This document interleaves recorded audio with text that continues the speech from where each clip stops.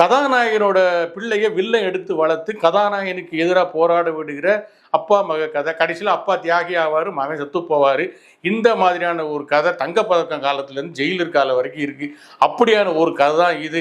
நிறைய நட்சத்திரங்களை வச்சு ஒரு ஜிம்மிக்கான வேலைகளை பண்ணியிருக்காரு வெங்கட் பிரபு. கல்பா தியாகவரம் காசில் கென்யா, தாய்லாந்து, ரஷ்யான்னு நல்லா சுற்றி பார்த்து காசெல்லாம் கரியாக்கியிருக்காங்க Venkat Prabhu team.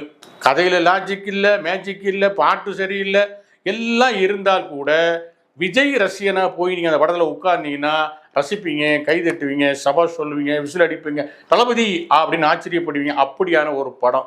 Operation sucks fashion death அப்படிங்கிற மாதிரி படம் சக்சஸ், ஆனால் கண்டென்ட் டெத்து. நமது வெற்றியை நாளை சரித்திரம் சொல்ல